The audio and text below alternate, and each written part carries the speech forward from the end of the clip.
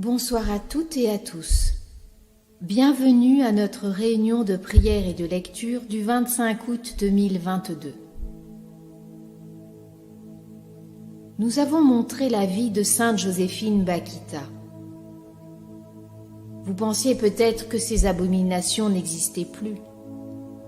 Pourtant, actuellement, tout comme elle, des jeunes filles d'Afrique ou des pays de l'Est, de partout en Occident sont réduites à l'esclavage. Du ménage au sexuel ou les deux, les patrons n'ont aucun scrupule envers leurs victimes. Que ce soit un garçon ou une fille, des sous-humains se servent d'eux pour leur bassesse. Dans la même optique, les ouvriers sous-payés sont exploités grâce à un système démoniaque. L'humanité doit récupérer son libre arbitre. Nous sommes arrivés au moment crucial de la délivrance. Nous ne devons pas renoncer à nos droits humains. La majorité des exploiteurs n'ont pas de conscience, donc ils ne sont pas humains. Même si leur apparence est celle d'un humain, ils ne sont pas humains. Dans les pires conditions, l'homme né de Dieu ne consomme pas la chair d'un autre homme. Il préfère mourir. Vous pensez que cela peut arriver et pour survivre accepter de se nourrir de chair humaine. Mais non, ça n'est pas possible pour les hommes nés de Dieu. Mais les autres, les non-humains, ceux qui sont nés de la chair, le font. Nous ne donnerons pas notre âme à Satan, jamais. Amen. Je demande maintenant à chacun de préparer un verre d'eau bénite que nous boirons en même temps que Père Éric, d'allumer une veilleuse et un bâton d'encens à côté de vous, afin de nous unir dans le recueillement et la prière, et de former une chaîne de lumière pour toutes les personnes connues et inconnues qui œuvrent pour la sauvegarde de l'humanité, et par ce fait sont les guerriers pacifiques de Dieu. Merci et bonne réunion.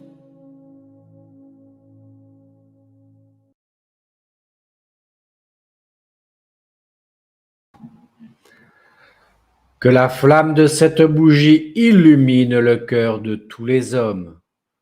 Amen.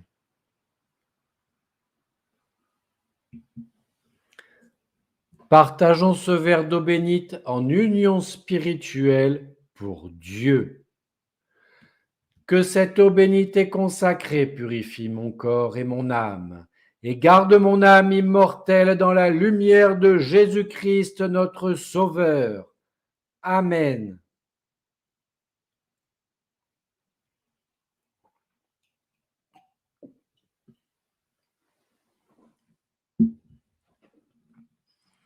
Mes amis, nous pouvons affirmer croire en Dieu, c'est normal. Lors du parcours solitaire vers Dieu, nous affrontons tous les obstacles. Les démons s'invitent chez nos proches. Ils imaginent même que nous pouvons être victimes d'une secte. Le comble. L'émoi et la confusion perturbent le mental de ceux qui découvrent Dieu. Ils luttent, ils refusent cet amour, ils ne peuvent y croire. Pourtant, dans les témoignages de certaines victimes, leur seul secours, c'était Marie. Pourquoi seulement durant les épreuves? Pourquoi solliciter Marie et Jésus et ensuite les oublier? Car reconnaissons que c'est cela qui se passe. Les ingrats ne poussent pas la porte qu'en espérant le miracle. Ce miracle qui va les sortir de ce marécage puant. L'humanité a sombré dans les péchés, toute l'humanité. Bien sûr, Les véritables guerriers du Christ se sont battus. Beaucoup en sont morts, hélas. Mais nous, aujourd'hui, sommes-nous assez conscients de la guerre qui a lieu sur Terre? Je ne le crois pas. La majorité des gens ne s'inquiètent que pour leur bien-être personnel.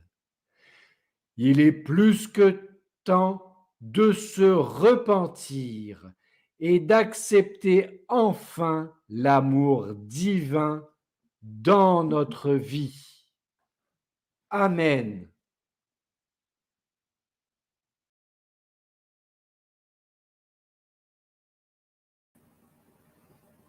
Prière à Marie. In nomine Patris et Filii Sancti. Amen.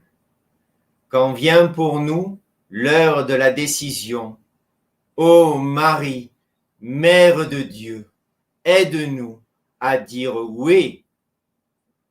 Quand vient pour nous l'heure du départ, ô Marie, Mère de Dieu, allume en nous l'espérance. Quand vient en nous l'heure de l'incompréhension, ô Marie, Mère de Dieu, creuse en nous la patience. Quand vient en nous l'heure de l'intervention, ô Marie, Mère de Dieu, donne-nous le courage de l'humble parole. Quand vient en nous l'heure de la souffrance, ô Marie, Mère de Dieu, fais-nous rester aux pieds de ceux en qui souffre ton Fils. Quand vient pour nous l'heure de l'attente, ô Marie, Mère de Dieu, inspire-nous notre commune prière. Et chaque jour, quand sonne pour nous l'heure joyeuse du service, ô Marie, Mère de Dieu, mets en nous ton cœur de servant. Jusqu'au dernier jour où, prenant ta main, ô Marie, Mère de Dieu, nous nous endormirons dans la lumière céleste, dans la demeure du Père. Amen.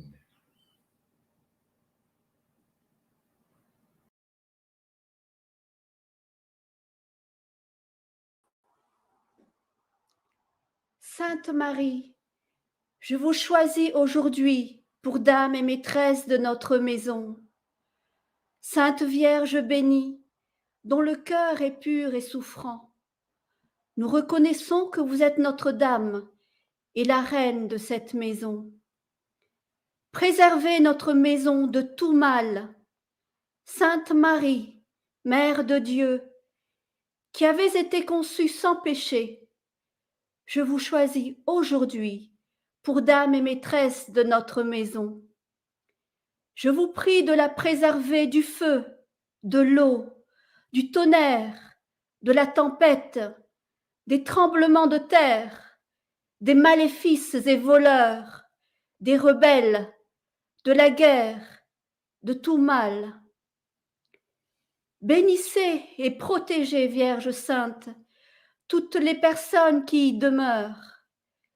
Bénissez, protégez, défendez, gardez comme votre bien propre les personnes qui vivent et vivront ici.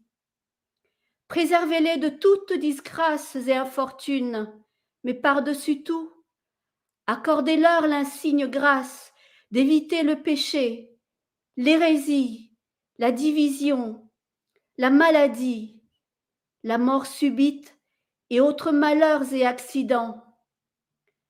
Que pas un seul péché mortel ne se commette jamais dans cette maison, et que ceux qui y passent travaillent à la plus grande gloire de Dieu, pour le triomphe de votre cœur immaculé et l'avènement du règne du Christ roi, règne que vous devez vous-même préparer et partager. Que cette maison vous soit à jamais consacrée, ô Jésus, et Marie. Qu'elle soit un refuge béni pour tous ceux qui l'habiteront. Faites que cette maison soit toujours consacrée à vous et votre Fils Jésus. Par Jésus le Christ notre Seigneur. Amen.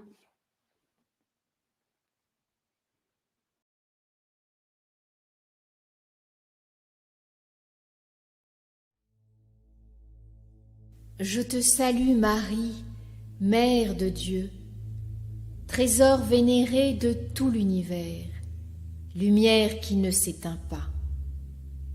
Toi de qui est né le soleil de la justice, spectre de la vérité, temple indestructible.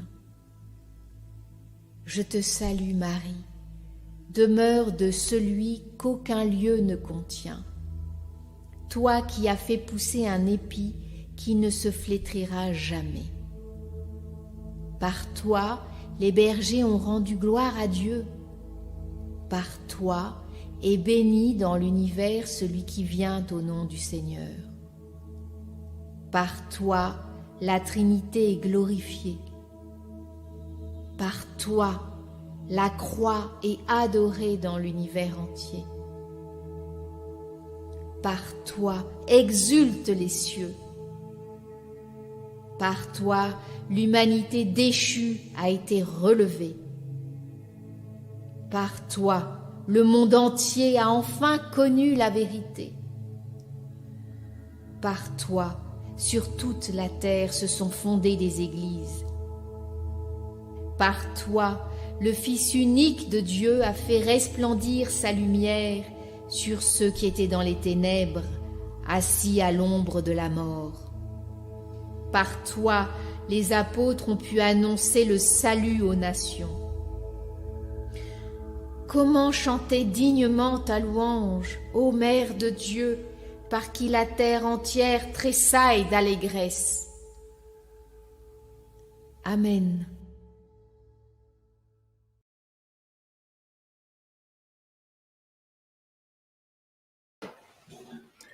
Appel.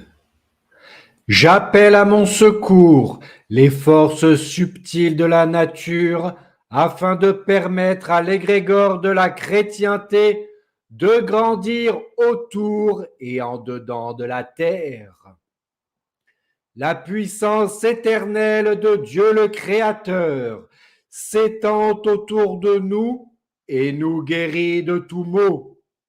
Seigneur, que ta puissance divine se répande sur toute l'humanité. Seigneur, que ta force de guérison touche tous les hommes de bonne volonté.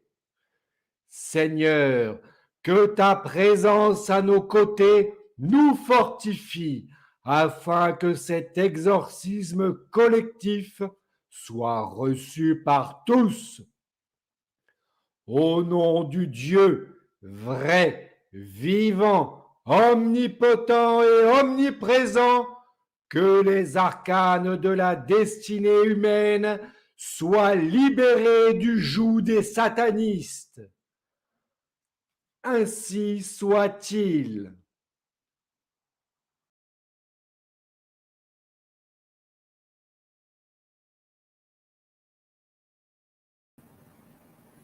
Exorcisme. Seigneur, accompagne-moi durant cet exorcisme. Seigneur, sois mon bouclier et fais que les mots que je prononce soient justes. Seigneur, nourris mon âme et fais que je sois ton berger, afin de répandre tes paroles. Au nom de Jésus le Christ, je casse tous les liens narcissiques qui empêchent les humains de recevoir les grâces divines. Au nom de Jésus le Christ, je défais les nœuds karmiques qui empoisonnent les humains dans les vices.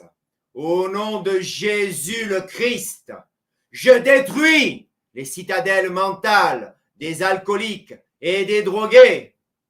Je détruis tous les composants métalliques contenus dans le poison noir satanique, par la puissance éternelle de Dieu, Père et Fils, je casse, j'annule, je détruis toutes les œuvres magiques impures qui maintiennent les peuples en esclavage.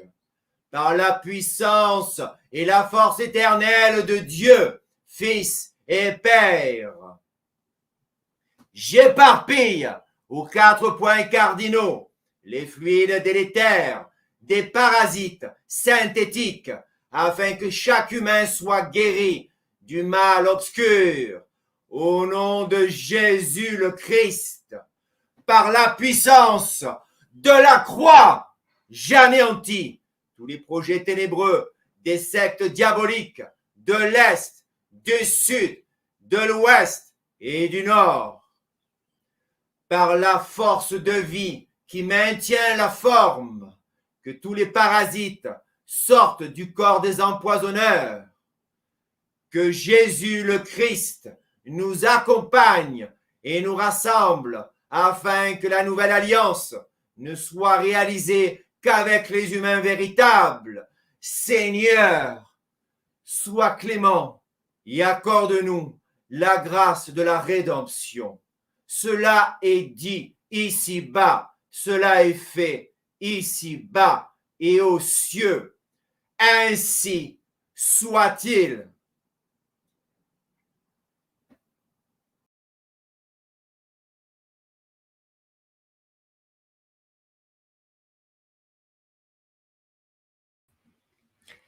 Prière de guérison de l'âme, du corps et de l'esprit à Notre-Dame de la délivrance. Maman, Marie, notre maman, nous savons qu'une mère est capable de tout pour délivrer son enfant de tout mal, de tout danger, de toute menace. Tu es cette maman qui veille sur moi. Tu connais ce qui peut me faire du mal, aussi bien à mon corps et à mon esprit, à mon âme et à mon cœur. Notre-Dame de la délivrance, guéris mon corps de toute maladie, de tout mal physique. Protège-moi de tout ce qui m'empêche de vivre pleinement pour te rendre grâce. Guéris aussi mon esprit de toute erreur, de tout mensonge, de tout mauvais jugement. Notre-Dame de la délivrance, guéris aussi mon cœur, délivre-le de tout égoïsme, de toute méchanceté, de tout orgueil, de toute jalousie. Guéris surtout mon âme, qu'elle soit la maison de ton Fils, comme toi lorsque tu attendais Jésus avant Noël. Depuis mon baptême, moi aussi, je suis ton enfant, comme Jésus à Nazareth. Veille sur moi, protège-moi, délivre-moi, fais-moi grandir dans la foi, dans l'amour, dans l'espérance. Ô Notre-Dame, que je sois délivré de tout mal, libéré de tout esclavage. Arrache tous les liens qui me retiennent encore dans le mal et donne-moi ton bonheur. Amen.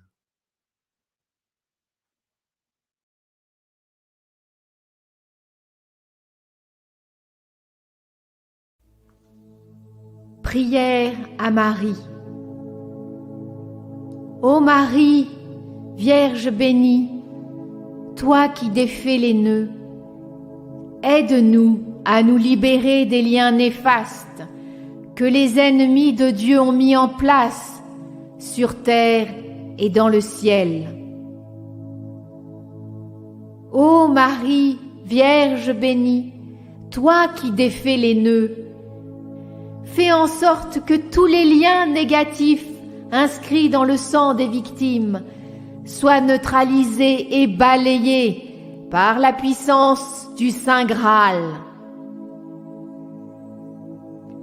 Ô Marie, Vierge bénie, toi qui défais les nœuds, détruis tous les chaînons de cette corde maléfique que les serviteurs du mal ont insérés dans l'âme des victimes. Ô Marie, Vierge bénie, toi qui défais les nœuds, purifie les arcanes de la destinée de toute l'humanité par la puissance de ton amour. Garde-nous sous ta protection, illumine-nous de ta paix. Amen.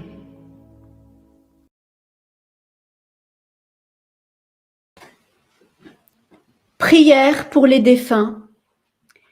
Seigneur, daignez écouter ma supplique pour les défunts, dont l'âme erre dans le bas astral et dans les purgatoires. Envoyez-leur des guides de lumière et des passeurs d'âmes pour les libérer de la gangue d'inconnaissance qui les a éloignés de vous.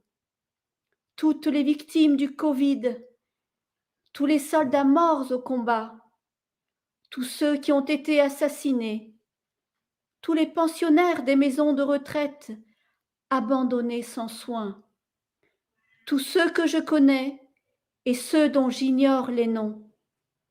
Seigneur, je vous remercie et je vous demande pardon pour mon orgueil. Amen.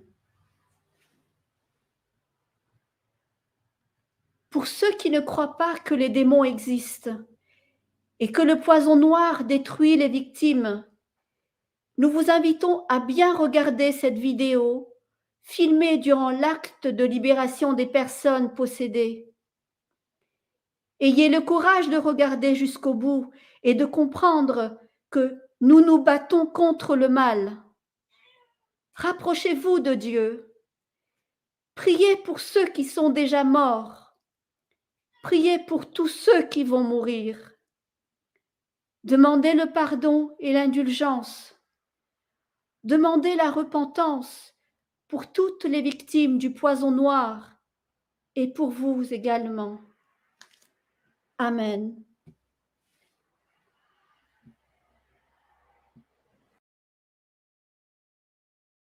Christ, look at me, you're arrested.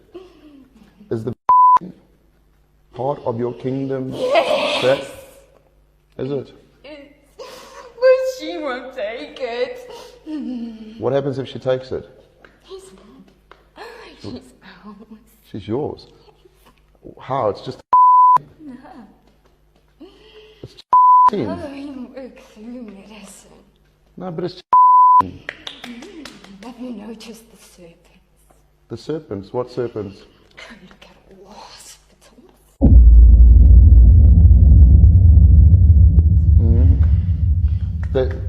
That shows medicine, the serpents. Is that what you're talking about? No, I don't believe you're talking nonsense. So you work through pharmakia, witchcraft. So is all part of your plan? I arrest you in the name of Jesus. Part of your plan. Black magic. It has black magic in it. But she already knew that. So it's got black magic in it. So what happens when people take it? What is going to do to the people in the long run? Kill them. Before repentance. When are they going to die? When are they going to start dying? What's the plan? You don't know. But the is going to kill them. Does it protect them from COVID? Not at all. Not at all. But they say it protects them from COVID. So you say it doesn't at all? Because they were also working with us. Who? The ones that say it works. Really? Now why do they want to kill the people? Hmm? That Jesus gonna have over his soul. Why is Jesus coming soon? Yeah. So they're trying to kill as many as they can before he comes. When is he coming? Soon. You don't know. No one knows.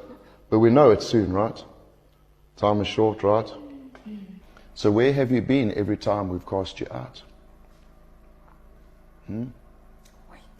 Waiting. Waiting for what? To get a place to come back.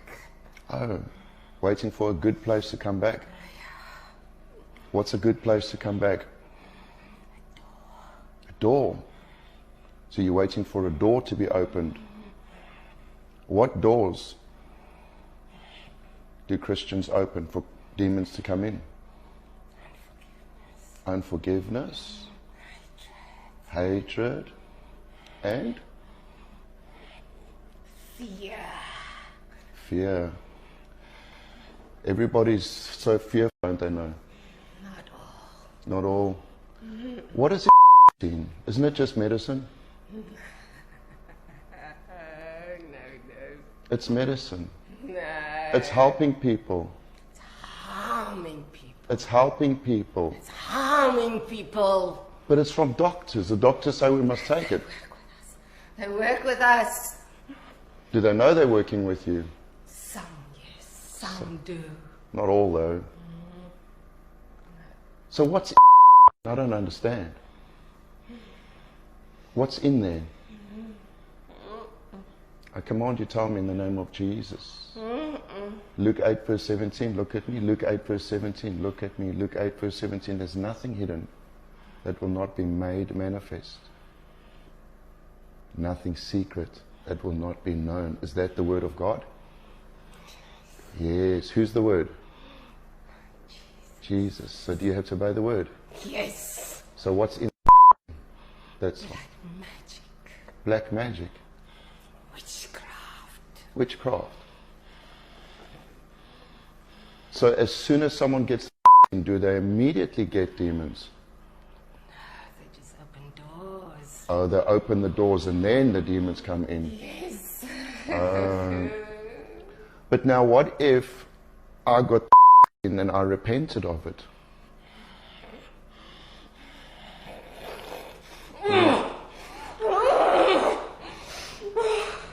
What if I took and You know what happens. and I decided that I want to You know repent? what happens. Tell me what happens. They get freed. So if they take, there's still a way out, right? Yes. What- Yes. What is the way out? Jesus. Jesus. He's always the way. Yes. So all these people, they can just choose Christ and repent. And that door's closed. Yes. Sit up straight in Jesus' name, I command you. And that door's closed. Yes. Is the in itself harmful to people? Or is it just the open door?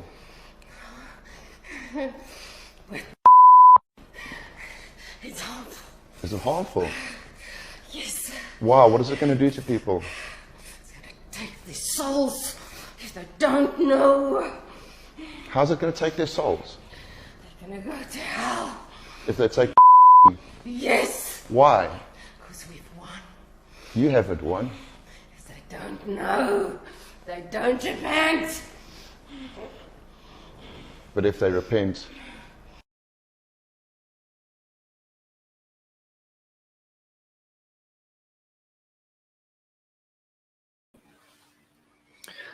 Notre Père qui es aux cieux, que ton nom soit sanctifié, que ton règne vienne, que ta volonté soit faite sur la terre comme au ciel. Donne-nous aujourd'hui notre pain de ce jour. Pardonne-nous nos offenses, comme nous pardonnons aussi à ceux qui nous ont offensés. Et ne nous abandonne pas à la tentation, mais délivre-nous du mal. Amen.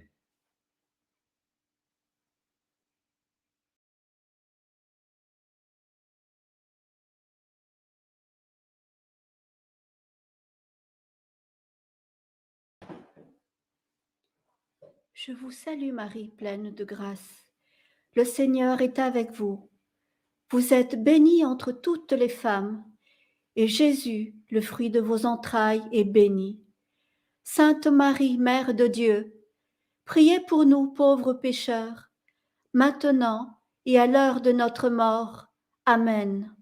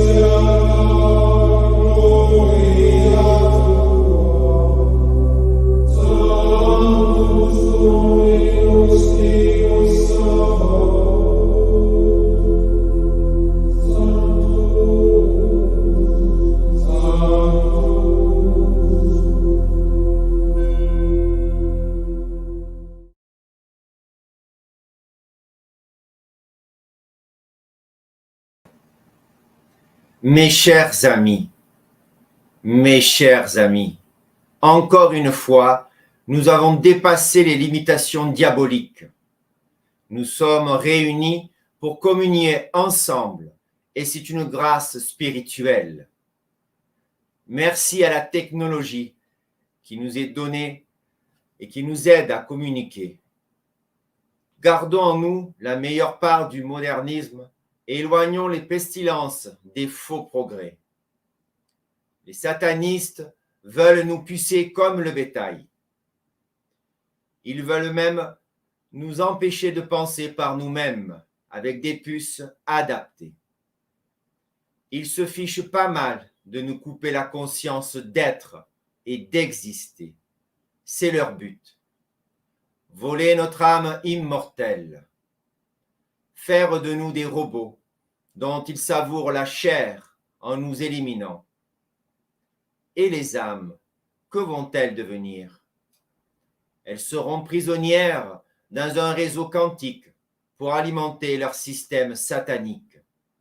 Pensez-y. L'énergie spirituelle de l'âme, c'est Dieu. Ils essaient depuis des temps lointains d'asservir Dieu. L'orgueil luciférien poursuit son objectif en sacrifiant la création divine. Croient-ils vraiment, ces suppôts de Satan, qu'ils vont y parvenir? 10 000 âmes par jour, à minima, c'est le chiffre des décès du poison noir. Pourtant, dans le passé antérieur, ils ont réussi pire que ça, en engloutissant des continents entiers en quelques minutes. On nous parle du feu dévorant qui risque de s'abattre sur nous. Ah, vous n'êtes pas au courant que les nazis de l'Est bombardent leur propre centrale nucléaire? Ils n'acceptent pas la défaite. Prions pour que l'ours et ses troupes parviennent à les stopper. Continuons le combat contre le mal. Tous ensemble, nous gagnons. Je regarde avec vous le final de Wilana. Merci à Wilana. À jeudi prochain. Je vous bénis toutes et tous au nom du Père, du Fils et du Saint-Esprit. Ainsi soit-il.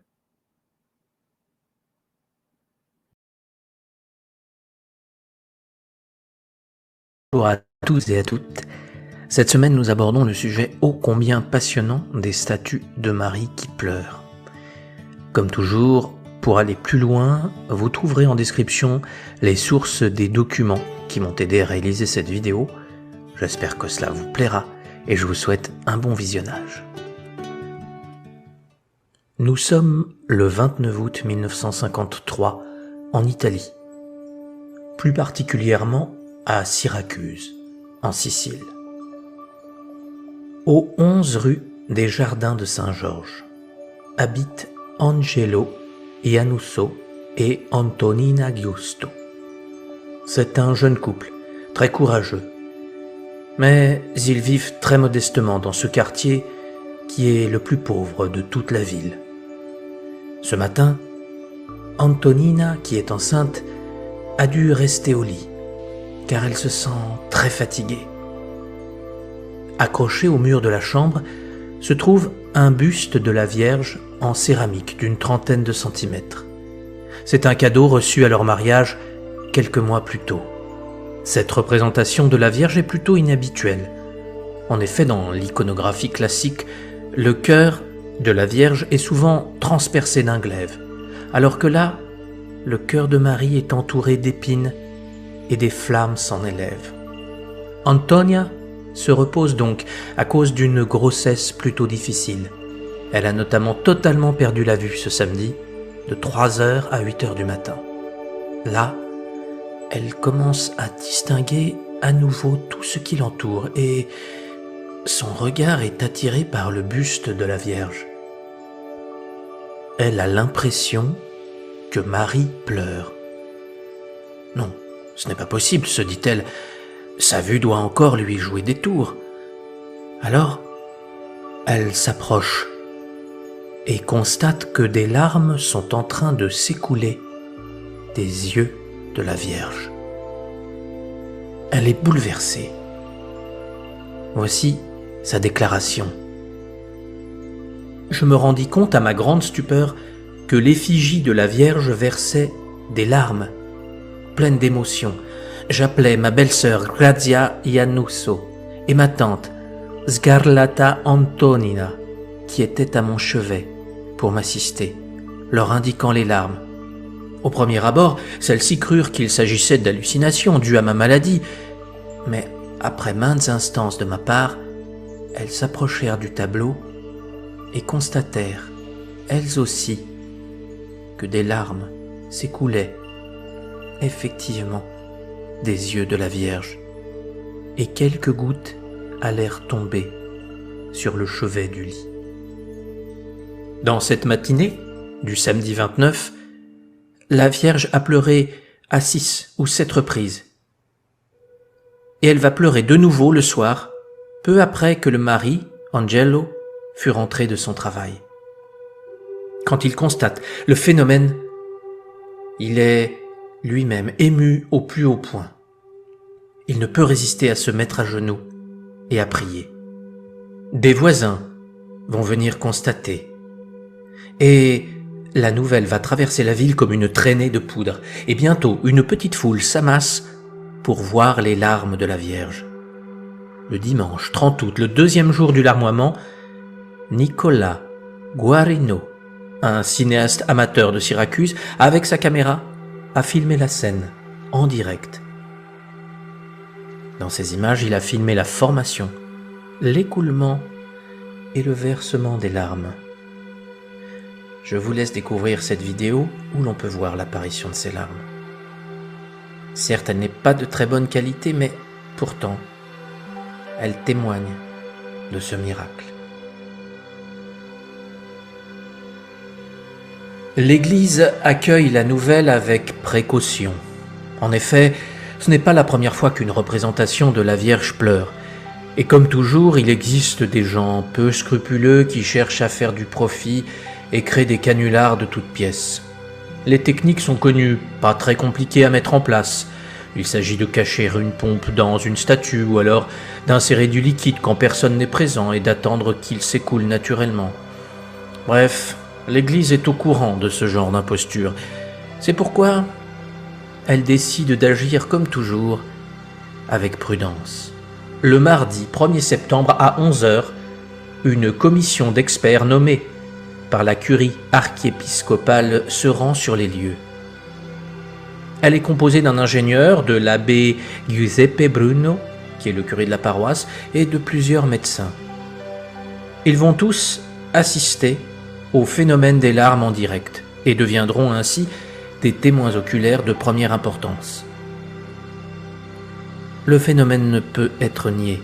Ils voient les larmes se former dans les yeux de la Vierge et s'écouler le long de ses joues pour tomber dans ses mains. Il sera prélevé environ 1 cm3 de larmes. Le liquide est soumis à une série d'analyses chimiques et biologiques. Le résultat est tout simplement impossible. Il s'agit de la même composition et des mêmes substances que celles sécrétées par un organisme humain. Le 9 septembre 1953, tous les scientifiques de la commission signent un rapport sur ce phénomène, y compris le président en personne, Michel Cassola, pourtant athée, qui reconnaît ne pouvoir donner une explication scientifique. En tout, la Vierge va pleurer 58 fois. Le phénomène débute le 29 août et s'arrêtera le 1er septembre 1953. Mais ce n'est pas la fin de cette histoire. En effet, une foule de plus en plus nombreuse vient afin de voir cette représentation de la Vierge.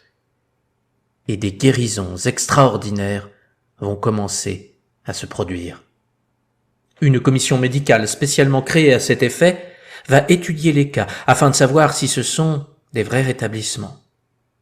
Il fut recensé environ 300 cas à la mi-novembre 1953. Voici quelques témoignages de l'époque extraits d'un document de novembre 1953 portant également l'approbation ecclésiastique de Salvatore Silia, alors vicaire général de l'archidiocèse de Syracuse. La première à être guérie fut Antonina Giusto Iannusso, propriétaire du tableau en plâtre, et la première personne à avoir remarqué la présence des larmes. Elle n'avait plus de problème, ni pour la grossesse en cours, ni pour les suivantes.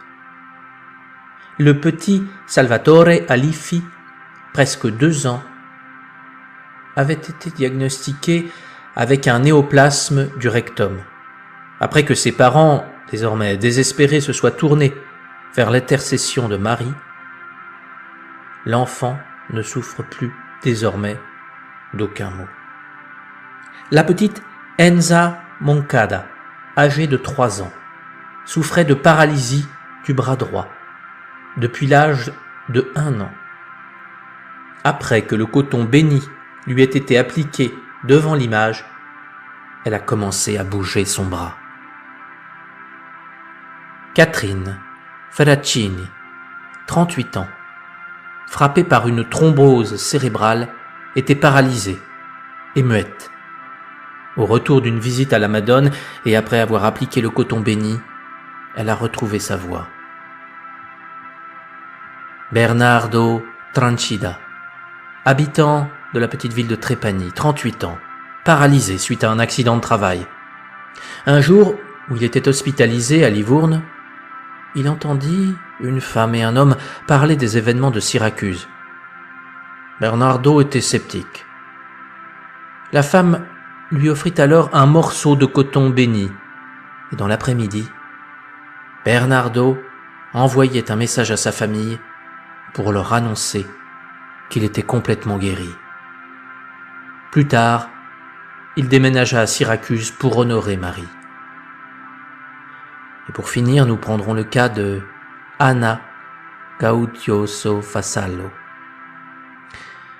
Elle était résignée à sa fin de vie, en raison d'une tumeur maligne dans le rectum, conséquence de la métastase d'une tumeur retirée à l'utérus. Renvoyée à la maison, sans espoir par des professeurs, elle décida d'aller prier au pied du tableau miraculeux.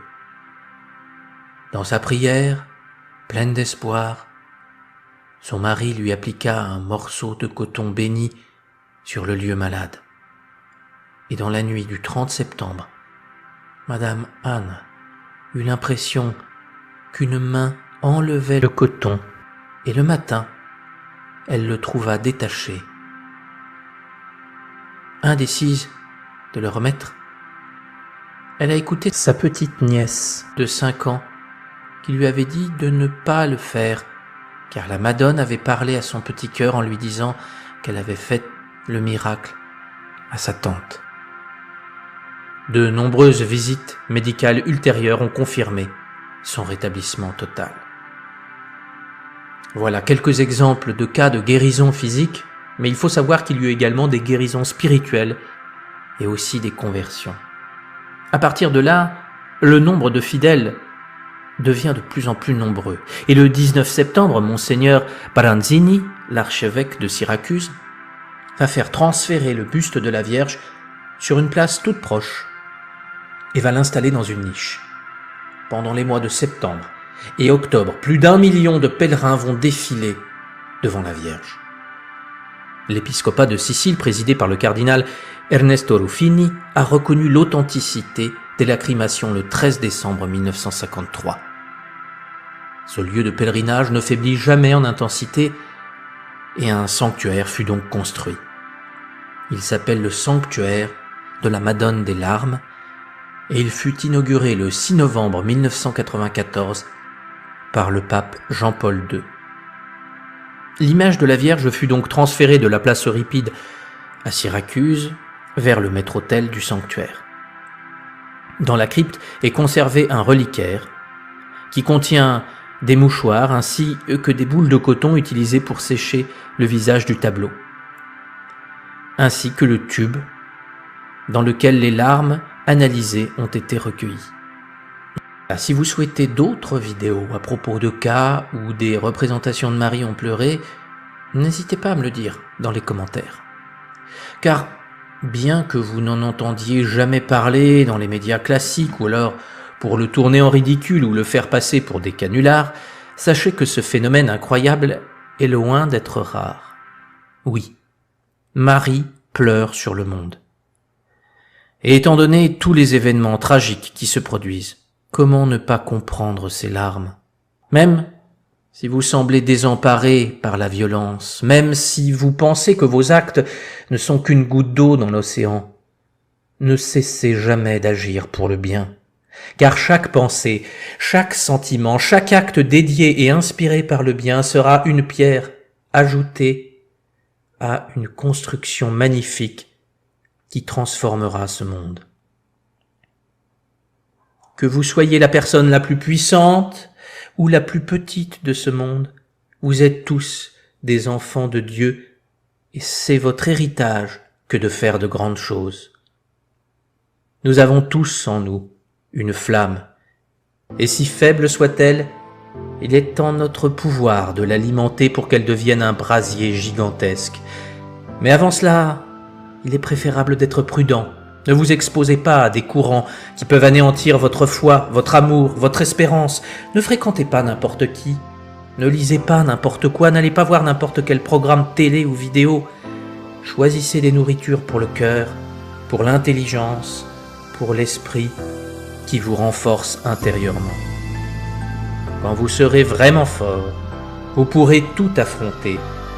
Et les mêmes conditions ou rencontres qui vous auraient démoli auparavant augmenteront au contraire votre lumière et votre paix. Lorsqu'une flamme a trouvé suffisamment de nourriture pour devenir un brasier, le vent ne l'éteint plus, au contraire, il ne fait que l'attiser.